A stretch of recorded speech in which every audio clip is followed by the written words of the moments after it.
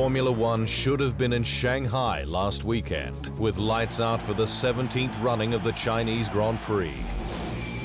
Instead, as the COVID-19 crisis rolls on, it was a virtual one, with Ferrari's Charles Leclerc claiming his second straight win in the series, following a race-long battle with Red Bull Racing's Alex Albon. But while F1 was focused on China, Albon's Red Bull teammate Max Verstappen instead joined Australian Supercars, the world's most competitive touring car category, for its E-Series across 4 races last week. The Dutchman impressed with second place in 3 out of 4 races run, including his maiden at Silverstone, but finished down in 18th in the reverse grid event with damage after getting caught in the pack. But it was back to form once the series moved over to Spain's Circuit de Barcelona Catalunya, finishing second in both races behind his Red Bull stablemate, Shane van Gisbergen.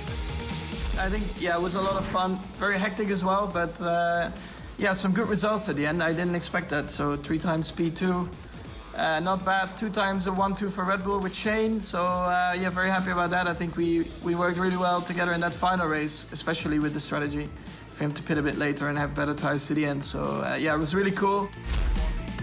Over in the Renault Vitality GT Sport Show, Esteban Ocon piloted an RS01 GT3 to win race 1 at Belgium's Spa-Francorchamps before switching to the Megane Trophy at the Red Bull Ring, where he fought back from 12th to finish 5th in the reverse grid race 2. Things are looking up for luxury British marque Aston Martin, manufacturer of the futuristic hypercar Valkyrie, with news Mercedes head of motorsport Toto Wolff has now bought a slice of the iconic firm. Aston Martin's future was secured in March, with the Lawrence Stroll-led consortium buying 25% of the company for $240 million as part of a $655 million emergency funding plan. Questions soon arose, though, over working capital due to COVID-19, but may have been answered by Wolff's investment, reported to be $46 million for what represents a 0.95% stake. And while it's not a conflict of interest, with Mercedes parent Daimler, a long-term shareholder, blessing the private investment before it went ahead, questions will be asked, given the similarities between Mercedes W10 and the RP20 from Racing Point, soon to be rebranded as Aston Martin's Works Team. Wolff, however, remains committed to his Mercedes role, of which he's been proud from the outset. When Mercedes asked me whether I was prepared to step in a managing role and becoming their joint venture partner, which sounded very exciting at the time. And here we go, 8 years later, or in our 8th year, I've been managing this company to the best of my ability. I hope I can still contribute. We've won six championships, and that is a pretty good record. Daniel Ricciardo is yet to open discussions with Renault on extending his contract beyond 2020, but hasn't ruled out a return to Red Bull should he not see a future at Enstone. Ricciardo joined the French marque in 2019 on a 2-year contract, with high hopes of a new path to the crown. But early season reliability issues knocked Renault off its then unbroken upward trajectory, leaving it 5th at season's end, with Ricciardo's best result 4th place at Monza. The Australian, however, retained his enthusiasm into this year. You know, when I signed this initial 2-year contract, I saw a podium, you know, in that signing, if you know what I mean. So that's really, as far as a position goes, that would be a personal objective for me, something I think is attainable. Ricciardo originally left Red Bull in frustration at a series of failed title bids. And while he's keen to make the Renault project work, the 30-year-old is also not closing the door on all other options. Would I rule out going back to Red Bull, said Ricciardo. I guess, to answer it, no. AlphaTauri driver Pierre Gasly remains locked down in Dubai, where he's bunkered with his personal trainer, Piri Salmela, to ensure he's safe and shredded once racing begins again. Gasly lives in Italian fashion capital Milan and originally went to Dubai to relax between the Australian and Bahrain Grands Prix, but was forced to stay with the COVID-19 outbreak exploding in Italy and France. Yeah, we had a look at the situation to go back in Italy where I live, and was already airports closing and everything, so it wasn't possible. Or to go back to France where my family is. And just because I travel quite a lot, I didn't feel like I wanted to take the risk to go back, see my family.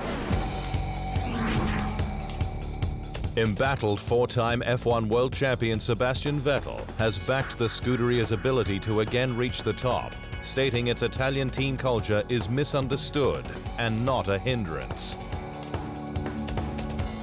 Ferrari hasn't won a world championship since 2008, its last driver's title with Kimi Raikkonen in 2007.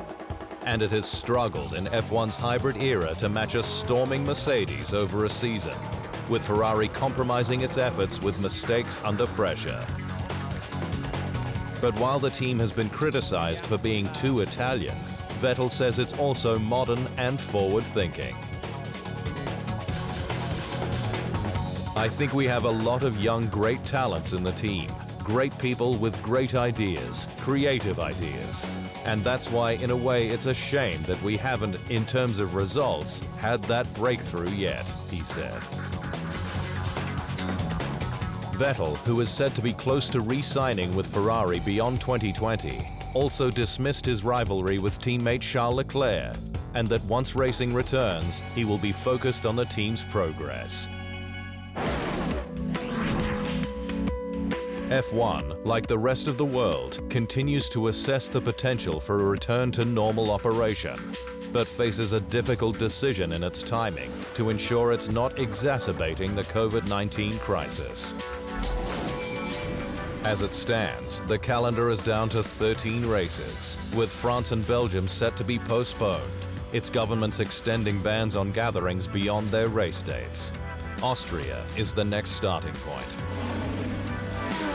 with Red Bull Racing's team principal Christian Horner stating a closed-door event at the brand's own track is absolutely feasible and can be ready for racing in a very short period of time.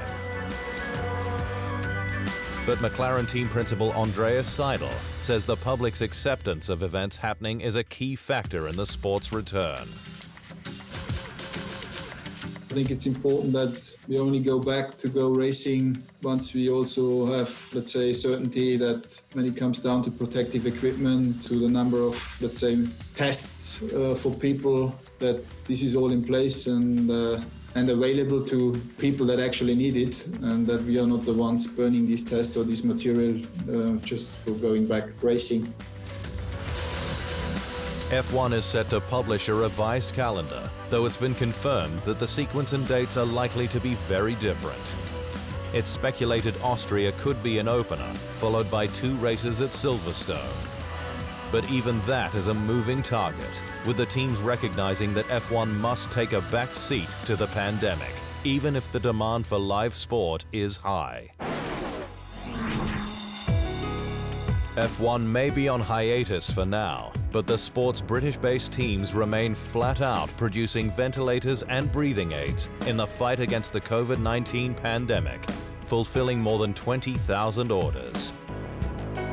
Project Pitlane has united the British-based outfits, which account for 7 of the 10 on the grid, all of which are producing ventilators for the nation's hospitals, plus a breathing aid development by Mercedes, which is a continuous positive airway pressure, or CPAP device, known as the UCL Ventura breathing aid, the production of which has taken over the Silver Arrows Power Unit facility in Brixworth.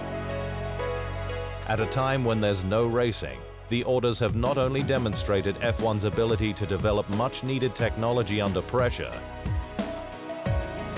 but kept the 7 British-based teams on their feet, despite a third project, a low-cost portable ventilator developed by Renault and Red Bull Racing, on hold for now, with a more targeted solution needed.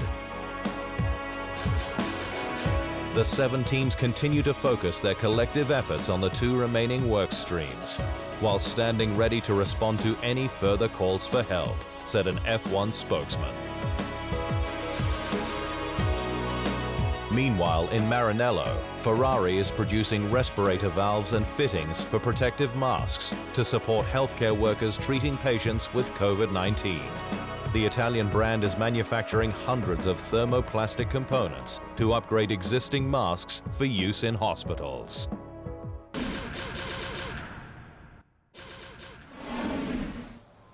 Thanks for watching. To stay up to speed on all things Formula One, make sure you hit the subscribe button.